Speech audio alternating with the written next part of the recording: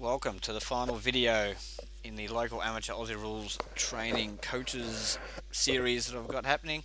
We're looking at the in-season training here. I'll be pretty quick with this one. Okay, our main goals for the in-season: monitoring fatigue, maintaining and or improving pre-season gains, making the focus of game day. Game day is number one.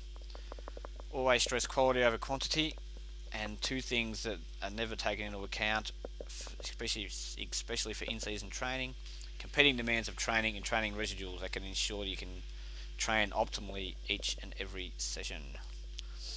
Okay, so monitoring fatigue. A few different ways we can monitor fatigue is through player surveys, where we're looking at psychological markers that only the player can determine. So a little questionnaire on mood, soreness, sleep, those type of things. You can get them to provide rate of perceived exertion scores for games and training. The same game will, or the same workload can yield different RPEs for different players, and it can yield different RPEs from the same player at different times. Player loading, so you can get a figure for how a player is being loaded, and you can see if that's increasing, decreasing. Okay, so if you want them to improve their fitness or their work output, but their player load is decreasing, then the opposite's happening. They're getting less fitter. Okay, so we always look at quality over quantity. Oh, wait on, I've gone forwards. Okay, so we also want to look at resting heart rate. It's a nice, easy one to look at. So everything needs to probably stay in the middle. So whether it's going up or down, something's happening to make it go up or down. So you need to find out what that is. So heart rate variability is an app-based monitoring system that I use every day. I've been using it for the last 2 years. I've written about it heaps of times in my blog. So it's pretty much all these four things put into one that gives you a little score at the end. So the score will give you a score for the day.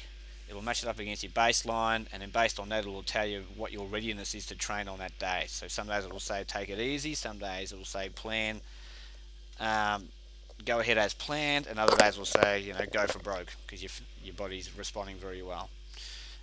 This will allow you to individualize where needed. So especially for your top 10 players, I'd always suggest get your top 10 into this monitoring system, because they're the players that make your team win or lose pretty much, and you want them to be 100% each and every Saturday. So not 80, not 90%, you need them to be 100%.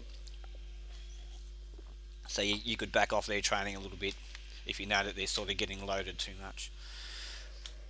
We want to maintain and improve the big three, so speed, strength and aerobic capacity during the season. Speed and aerobic capacity are the big two there, because they're game actions, they're game specific. Strength is a bit of a distant third, but still very important. So definitely make time to hit those three things. With skills is probably your four big things. Okay, always make game day number one. So for a game coming up this Saturday, you want to plan backwards from the previous game. So you need to make sure that A, you've got full recovery from the previous game. Then B, you've got whatever training you wanted to get in to prepare yourself for the next game. And then C, you want to make sure that you've recovered from the week's training, and you're 100% fresh for Saturday. Doing too little is better than doing too much. So going from your HRV scores and your data collection, you can see players that are being overloaded, and you might need to ease their training off, which is far better than loading them again and making them very tired, where the potential injury is what the result could be. As just mentioned before, ensure recovery before loading. So again, from your HRV readings and your surveys and whatever data collection you get, you want to make sure that their players are getting back to pretty close or on their baseline figures before hitting them with a huge Tuesday night session. I personally think that teams should change their training nights and change the way they train on those 2 nights. I think they should switch and the night should be changed, but you can contact me if you want to discuss that further. I've written a blog about it somewhere. Okay, quality over quantity. As mentioned just before, so practice makes perfect. No, it doesn't. Perfect practice makes perfect. So You need to ensure that the way that you train during the pre-season, when you had time and energy to put to a lot of things, you're training the same way in season with less time. Okay, so say for speed, for example, you're doing max velocity speed, which requires full rest. Okay, don't cut that to 3 minutes because you've got less time in the in season. It's the most important quality, and it still needs to be trained perfectly to a maintain it and b increase it if needed. Drill variability. Okay, we've all been in that drill where the team's not quite on, the intensity's low, the torque is low, thus the skill level's low, it's hitting the ground, the ball's hitting the ground. Instead of just let the players try and work the drill out for themselves, if it was a game situation and you were 3 or 4 goals down and you saw the game sort of slipping away, you'd do something straight away. You'd drop a man loose in defence, or you'd move someone, you'd open up the forward line or something. You'd do something straight away to alter the game. Do that with your training. Okay, so um, get rid of the drill, move to something completely different, a completely different focus, so the players' brains have to work in a completely different way, different thought processes, and then if you want, bring that drill back later in the session where they're mentally turned on, and that drill will click, and you might get out of it what you want to get out of it initially.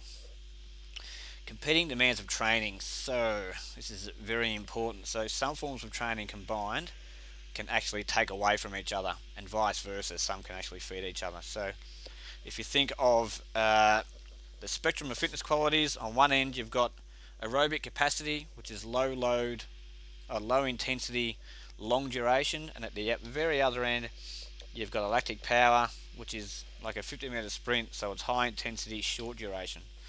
Um, in the middle you've got sort of lactic work, which is your repeat, um, the stuff you get really puffed on and blows you up. So you can train each end at the same time, and they use different energy sources and different recovery ways to recover between. But if you train one in the middle and one at each end, they begin to use up each other's energy stores. So you've got to plan your sessions. You can't just try and train everything, because you'll actually get a little bit of everything and a lot of nothing.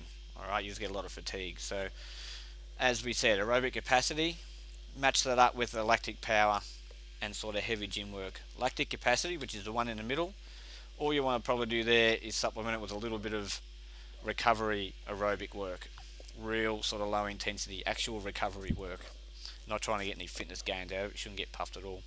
Lactic power, okay, so that's at the far end of intensity. Okay, so aerobic capacity, and again aerobic recovery work, and you could also put some heavy gym work in there as well, because that's right up the heavy high intensity short duration end, and strength with aerobic capacity as well. Training residuals, okay, so all strength and fitness qualities have different lengths of time that they stay with you for without having to be trained directly, and you can't train everything 100% all the time, especially in the season. We've only got 2.5 3 hours maximum with players. So if you have a look here, these are the length of time that these qualities stay with you for without having to be directly trained. So you could do a real hard aerobic capacity session, and you won't need to do that again for another 30 days. Okay, you got a plus minus of 5 days there, so 25 to 35 days. 30 days is optimal. Max strength, you've got 30 days. Lactic capacity, 18 days. Maximum speed, 5 days. So as you can see, speed needs to be trained perfectly, needs to be practiced perfectly every week at some point, or you'll start getting slower. Alright, so I've made up a program for coaches to pretty much do all their fitness work for them. So everything is programmed from November to September. You simply plug in the fitness work and go. So you got more time to dedicate to recruiting, tactical planning, and game sense. What you can do in the meantime is join the Facebook page. Okay, I want to start aiming at coaches a bit more, as well as along with the players I've got there. Okay, I want to exchange ideas. Let us know what's worked for you. And then other coaches can let you know how stuff that isn't working for you, how they've made it work for them. Okay, so the product page can be found on the blog. Okay, so it's the Coaching Helper Program page, and there's the blog address down there. I can also be found on Facebook. We've got the Aussie Rules Untouchable program,